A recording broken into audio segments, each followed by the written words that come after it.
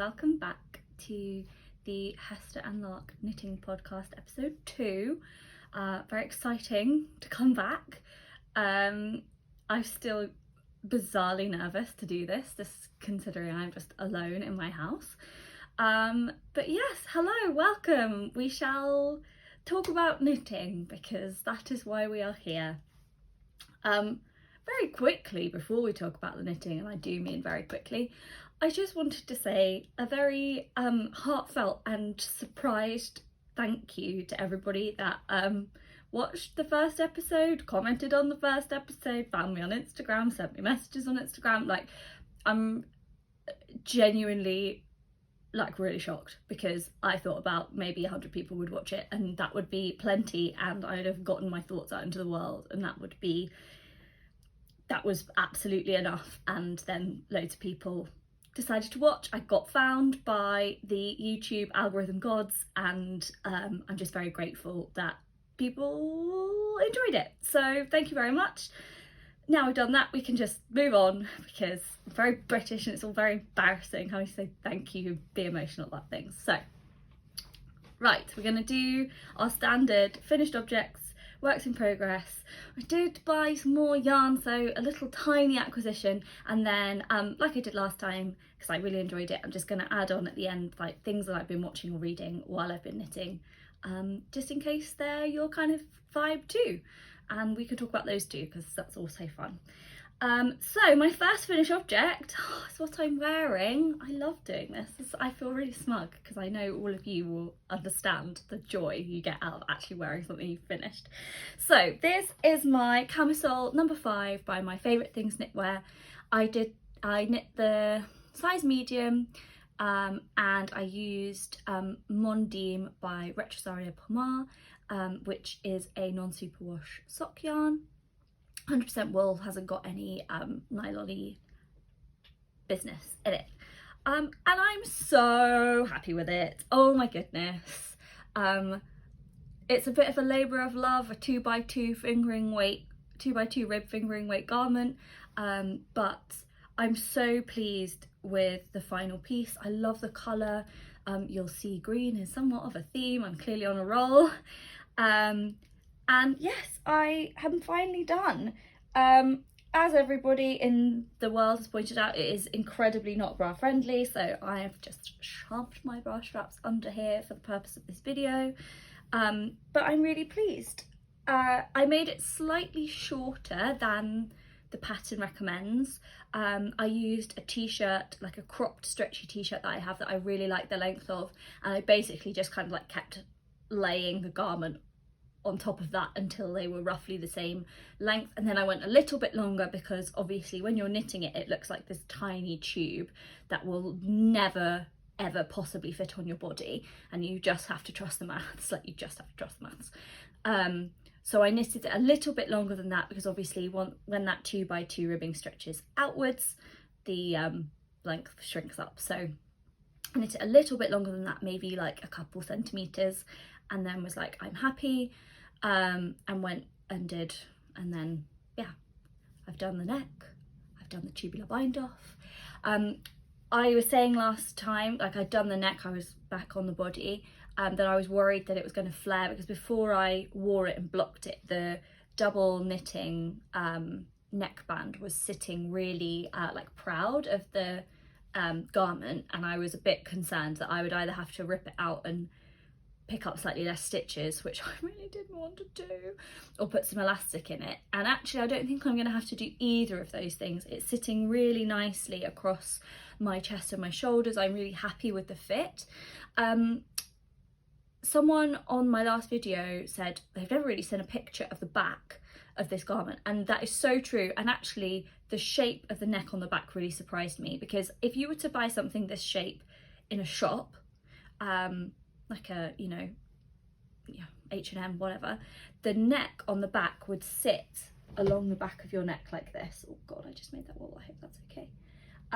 Like this. But actually when you look at pictures of the garment flat on, like, you know, on a table, the back neck dips down as well. They're almost at the same level, and if you think this is sitting just on my collarbones and the back neck sits in a little loop in the back, which is not unpleasant, but it was actually not what I was expecting, even though logically it should do that based on the shape that it is when you knit it. But there really are very few pictures of it online on the back of it. I went through pretty much every Ravelry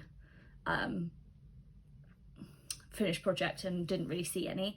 And I was also worried that the double knitting would stick out at the back as well, because I think that was the sort of worst point, when it had not been washed and blocked and worn, and actually it's fine. The only thing that I would say about the pattern is there's no real instructions for how to finish the armhole edges. So it's double knit. If you've done a double knit button band or an armband before, you pick up all your stitches and then you cast on some extra ones and you double knit round, and then it tells you to graft the end of your double knitting closed, but then you've obviously got like 2 ends of double knitting that you need to sew together, and it doesn't give you any instructions on how to do that, or suggestions, or even tell you that you need to do it. I used what I think is called mattress stitch, where you stitch up one side, go over, do a stitch up, go over, so you get your 2 pieces of fabric joined together like this, rather than if you were to whip stitch them and get like a ridge on the inside. And I mean, I'm not the best at finishing and seaming garments generally, because I don't have the patience for it, but it was a very small seam and I think it looks fine. And the nature of this particular yarn that I've chosen is it's quite sort of like, it's fairly well sort of felted into each other, and you can't really see the joins, and I mean, it's literally in your armpit. I would really hope that people aren't looking that closely at your armpits. With regards to the yarn, it's a little scratchy around the neck if you're getting a bit warm. I think if you were sensitive, you would want to go down the like merino route, and I think if I were to make this sort of shape top again, so like a high neck camisole that I know I'm going to wear next to skin with nothing underneath, I would go for a softer yarn.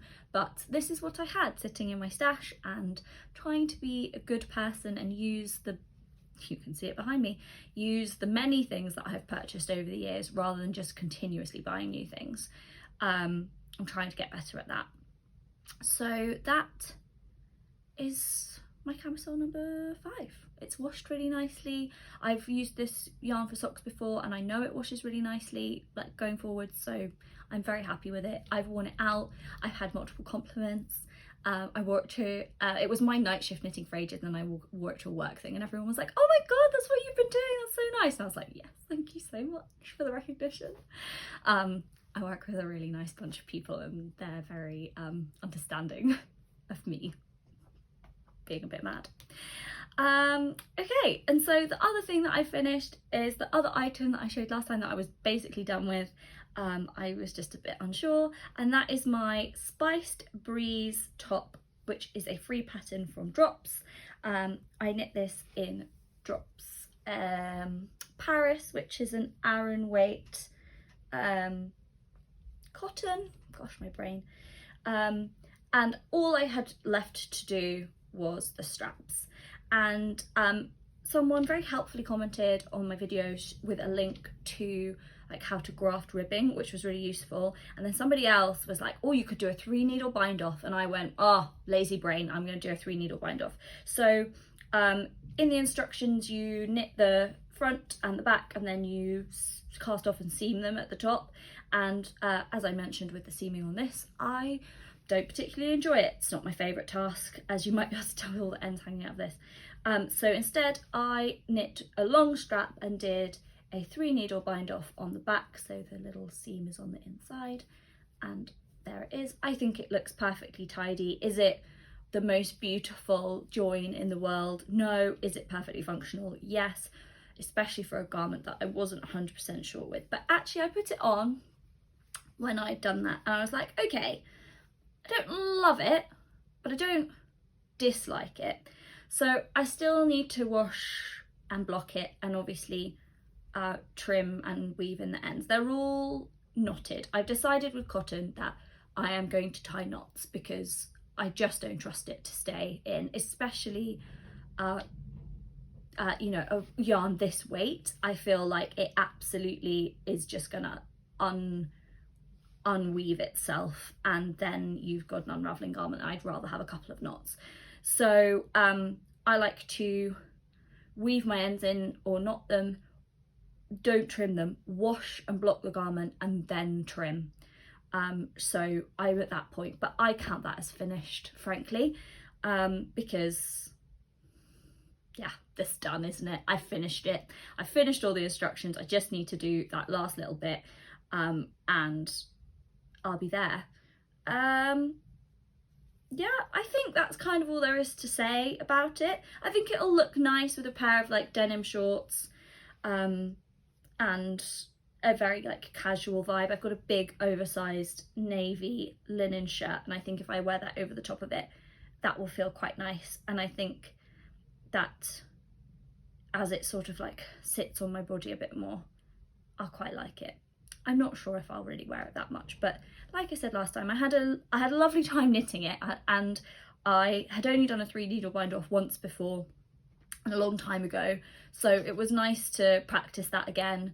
It's so simple, and actually it creates a really clean and strong join and bind off. It's a nice little 2-for-1 deal, and yeah, it was a nice process knit, and sometimes that's just what you need, isn't it? Just the process, not the product. So that's my Spiced Breeze top. And I think I also said this last time, I actually really like the fabric that this is knitted up into, so we'll definitely use it again in the future for something, but maybe a very slightly tighter gauge. I did this on a 5.5mm, so maybe a 5mm. Wouldn't want to go any tighter than that. I think it would be very stiff. Ta-da! So those are my 2 finished items, which actually for me is quite a lot because I flip between projects so much. So I'm quite proud of myself for actually finishing 2 things. So we shall move on to my works in progress. And I kind of went ham on one project, which is really unusual for me. And that is a Cumulus Tee by Petite Knit, which I am knitting in the medium size. I'm kind of between a small and medium in her patterns, depending on how oversized she's gone as her vibe. And I'm using the Knitting for Olive Pure Silk that I bought like 3 weeks ago because I couldn't resist just using it. And in the last episode I said I was going to make an Ozetta, a Moonset tee by Ozetta in it, and then I realised that I had a Cumulus Tee pattern already purchased sitting in my Ravelry library, and I thought, be good, you already spent a whole load of money that you probably weren't supposed to. Don't buy a new pattern, use the one that you already have. And I really like the Cumulus Tee. And the other thing is I was looking through the finished object of both garments because I was like, oh, I said I was going to do that one.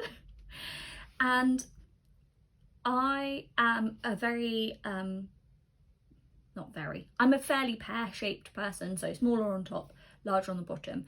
And I don't mind a fairly deep V because there's not much going on and doesn't feel unsafe or like too exposing for me.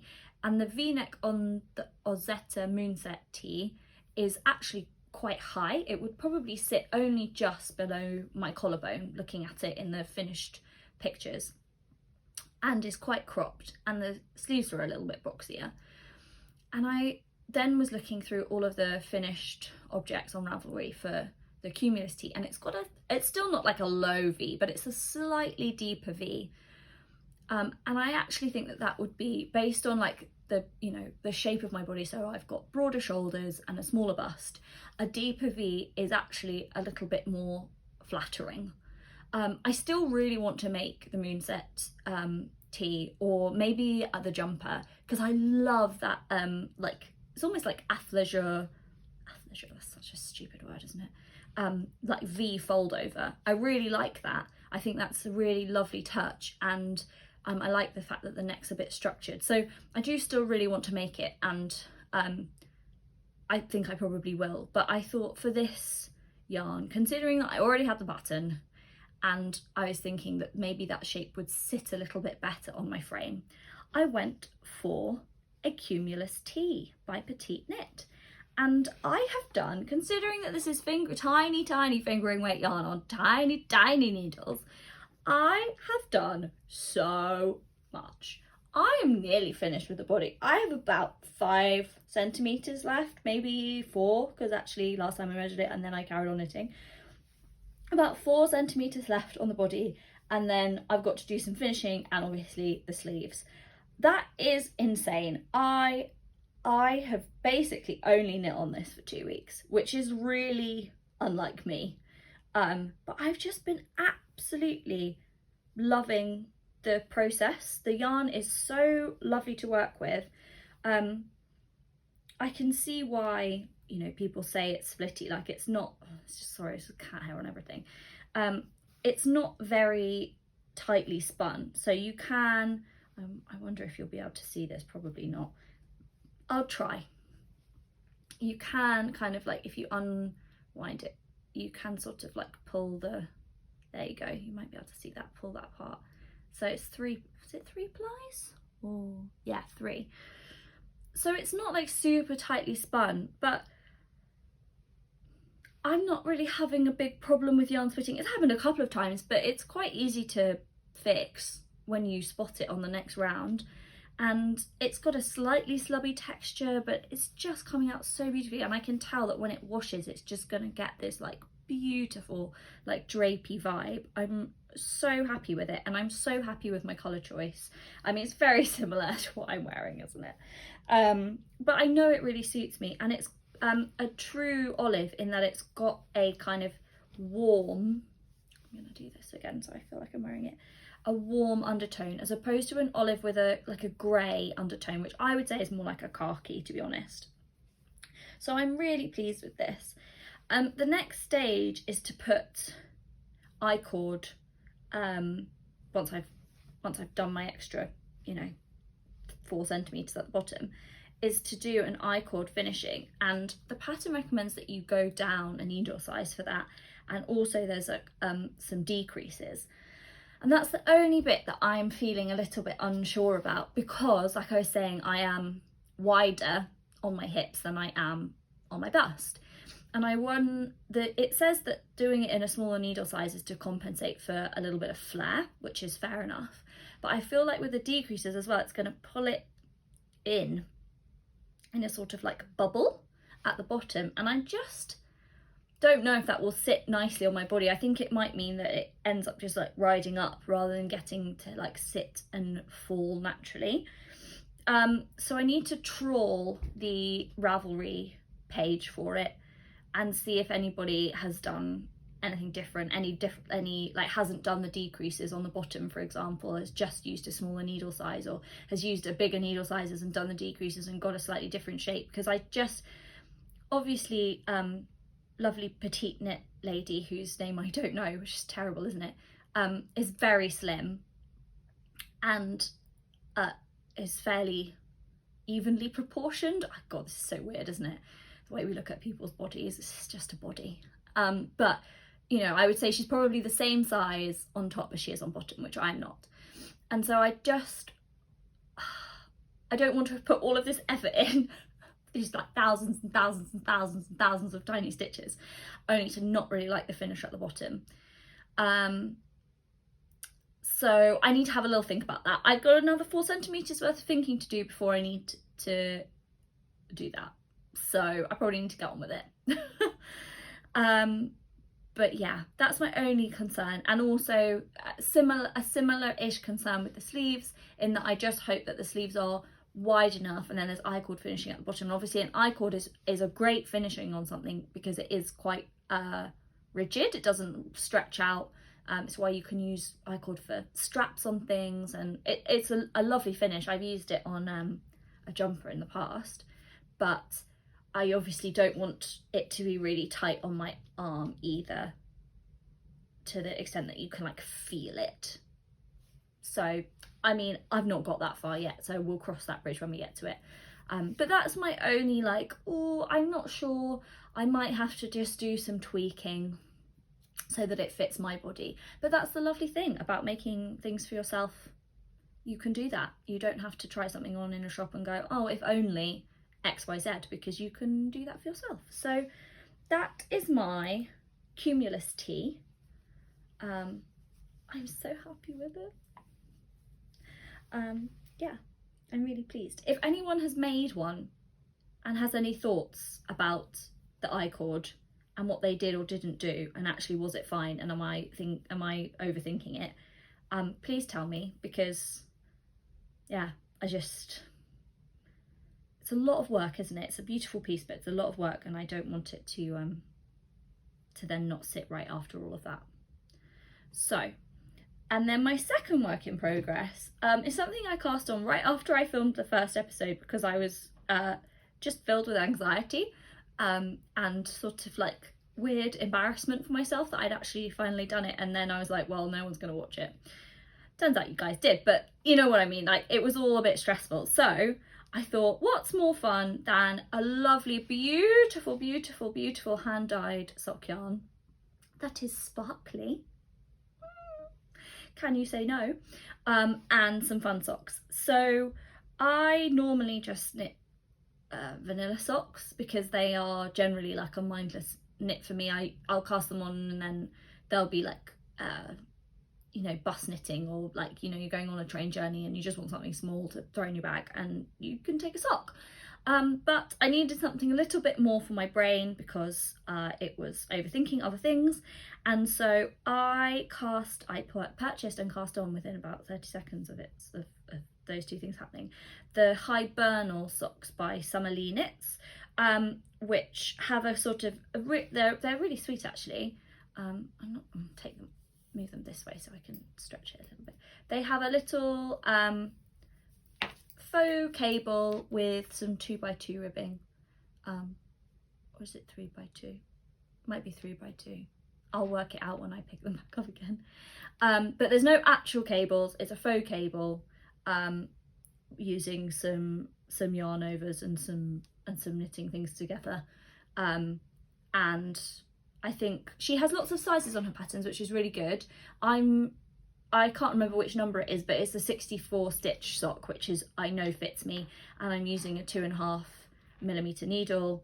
I think the pattern recommends a 2.25, but my Chalgu like long sock needles are a 2.5mm, and again, I know that a 64 stitch sock knit on 2.5mm needles fits me. So there we go. And the yarn I bought in a D-stash.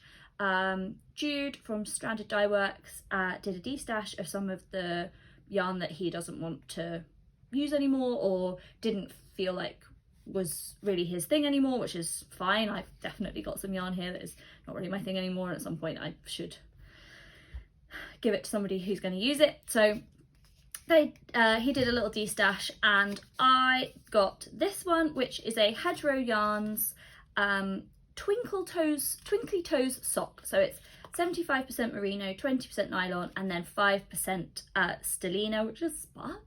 Oh my god. And it's called Sleigh Bells, because I think it was a Christmas yarn. It's not like screaming Christmas at me personally, it's just fun colours. But this is such a classic example of how, when this was in the hank, it looked really white. Like, the yarn looked like mostly white with the occasional speckle, and when it's knitted up, it is mostly colour with the occasional white. And I think that is why you need to see swatches of things, because skeins are beautiful, but they don't always look how you think they're going to look. So yes, classic prime example. The only thing about this pattern, and this is a me problem, not a pattern problem really, is that on the change from one needle to the other, when you do magic loop, you can get ladders, and I'm normally okay with those. Like, sometimes if I get lazy, one appears. But this, because it's got the ribbing, you're going I think you finish on a purl on one side and then you've got a knit and a purl straight after it, and I find that always, the change in tension between the knits and the purls, combined with that being on the magic loop, like separation point, so this like sort of line down here, means that I always get a really open knit stitch, the way you do on a cable, on like your first or last stitch for cable. And I can't, like, it doesn't matter how much I tighten up that first and second stitch, it's still there. I could, I suppose I could wrap my purl the other way and twist it, but I don't, running theme, I don't really care enough. It doesn't bother me enough to do that, which would just interrupt the flow, and I don't want to interrupt the flow. The flow is the enjoyable thing for me. Getting in that like nice zoney state where you're just like, yeah, knit, think. And if I have to do something funky, I can't do that. So I probably won't do that, but it's a really pretty pattern. I'm really enjoying it, and I'm gonna need these needles to do the I-cord edging on the t-shirt, so I need to get on with it. But it's a four row repeat. Yes, a 4-row repeat. So actually it goes really quickly because you want to finish a repeat. You don't want to like leave it in the middle of one. And so you've done 4 rows before you feel like you've finished anything. Whereas sometimes if you're just doing a vanilla sock, 1 row is like the end of something, isn't it? Whereas this way you kind of power through. So I think maybe this might be what I do this evening. Okay, so in your classic making a video fashion, my phone ran out of storage, so we're gonna do this again. I'm gonna do it again. You're gonna get it for the first time. So I think I was just talking about the sock that I was doing, and I think I'd said basically everything useful about it, so we're gonna move on. So those are my 2 whips really, the Cumulus Tee and the sock. But I have done a couple of little switchy swatches of some of the yarn that I showed last week, because I love a swatch, it's a fun time. So the first one I wanted to show is the one that I've done with this mohair, which is Drops Kid Silk in the colour Pistachio. And I had chosen to pair this with a yarn that I had described as, I think, obnoxious. And that is the West Yorkshire Spinners Fleece 100% Wensleydale DK yarn from the Gems collection in the colour Peridot, which is a very, very yellow grassy green, in a lovely, like, very drapey, yeah, beautiful. And I have wanted to do a cardigan with this. Something about this colour has always just said to me, like, you need to be a cardigan. I think because it's very bright, maybe something that opens so you can put something a bit more neutral underneath, break up the of the colour. So you wouldn't necessarily think that that was like a lovely combo on the face of it, but I'd already done a project where I paired this colour mohair with a similar-ish tone of green, and I'd really liked it, and so I thought, why not? It might tone that green down, make it a little bit more wearable, but also it's kind of fun, a little bit different. And I think I'd been thinking about doing a champagne cardigan, but this yarn is definitely discontinued by West Yorkshire Spinners, and so I only have what I have. I can't buy any more, and the champagne cardigan is very oversized, and I think I would struggle to eke all the yarn out for it. And I would be not enjoying myself because I would just be stressed that I was not going to have enough yarn.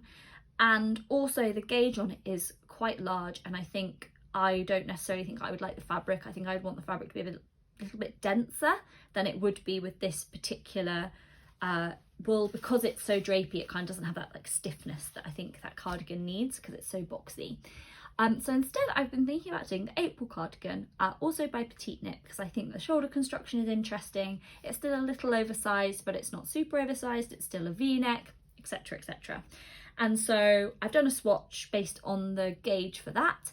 And this is my lovely little switchy swatch I am so happy with this. It basically gives you like that sort of like pistachio toned halo, but the predominant colour is still that peridot, that like true grass green loveliness, and you get a lovely little like mild effect on it, but it's not too much.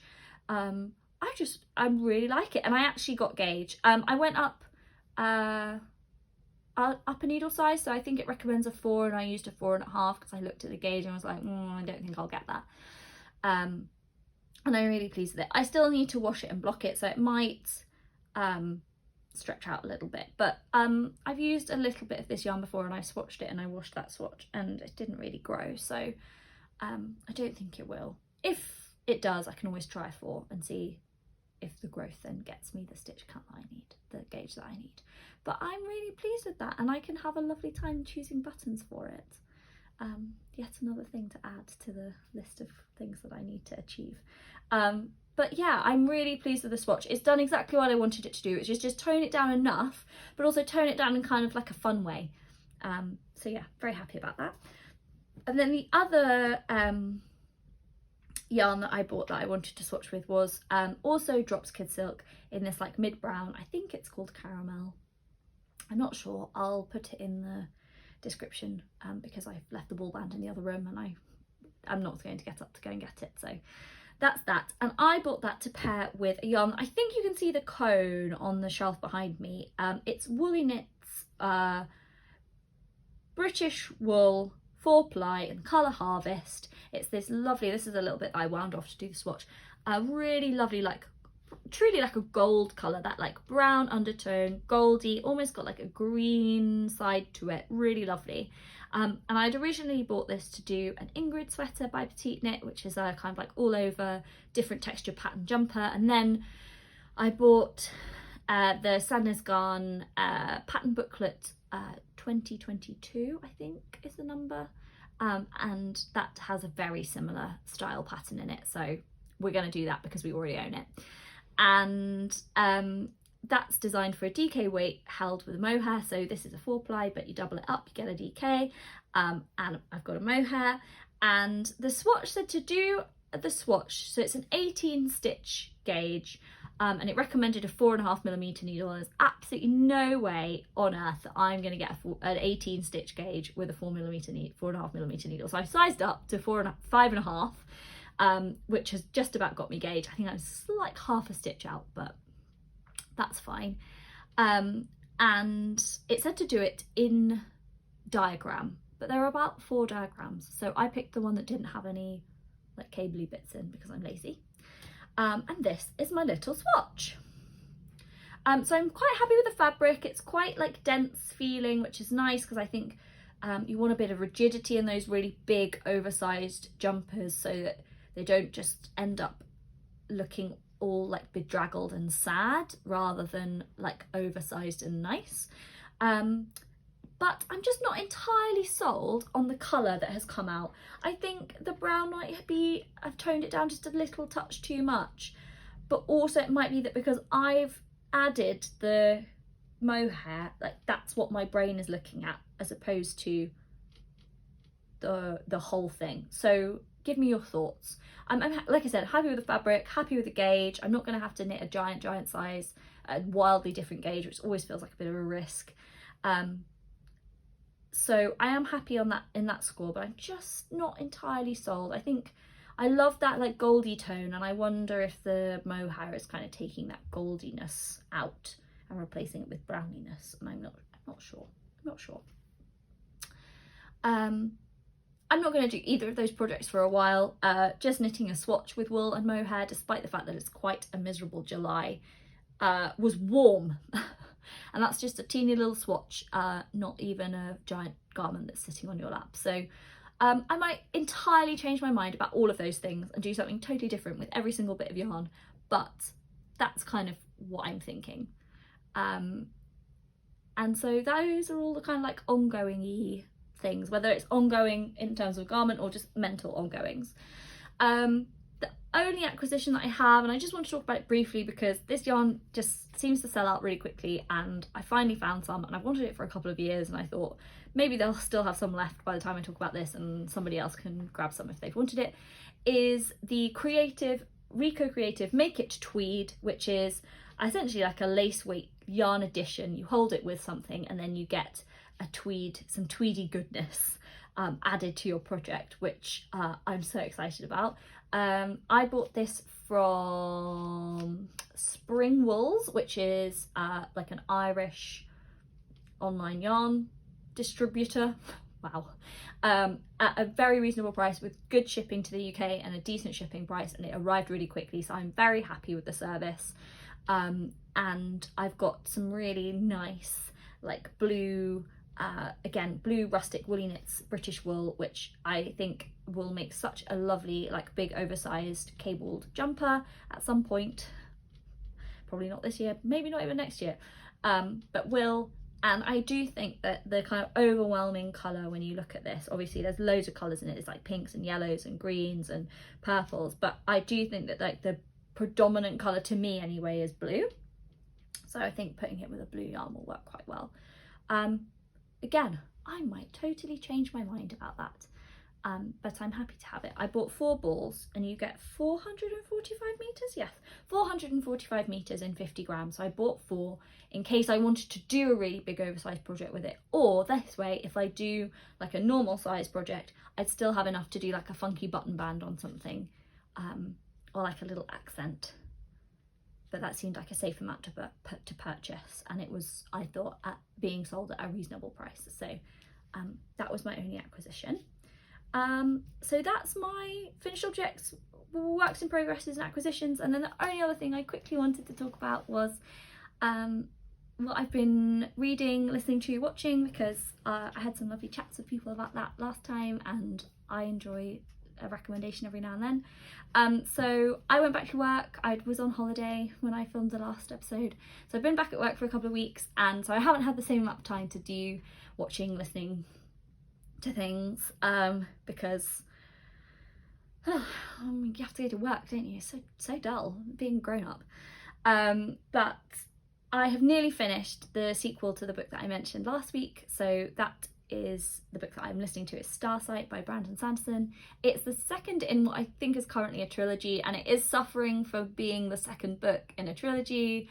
It's kind of like it seems to be a thing in science fiction and fantasy that the middle book feels a bit fillery. There's a lot of setup, and I can't imagine that in the 2 hours I have left to listen that there will be payoff for all of that setup. So I'm definitely going to listen to the next book. I'm really enjoying it. I think it's got some really good jokes in it. It's well performed by the person who is reading it. She's, you know, every character has definitely got a different personality and a different voice, but without her sounding like she's just making silly voices. It's really well done, and I want to know how it ends, and I'm not going to find that out in this book. I will have to listen to the next one. But I don't think it's as good or as complete a story as the first book. The first book kind of stood alone, and this definitely doesn't. But I'm really enjoying it. And then the other thing that I've spent quite a lot of time watching is what I would describe as bad American crime drama. Sometimes you just need some noise in the background, and I have a little soft spot in my heart for American crime shows, the ones with like 30 episodes a series, and every episode happens exactly in the same way, and you know it's kind of all going to be fine in the end. And this week's poison of choice has been Criminal Minds, which is all about serial killers, so it's really not very joyful at all, but I'm not even really watching it. It's just on in the background while I'm like pootering about, or, you know, doing something else. And sometimes you need things like that. So if anybody's got any recommendations for like mindless telly, that would be nice.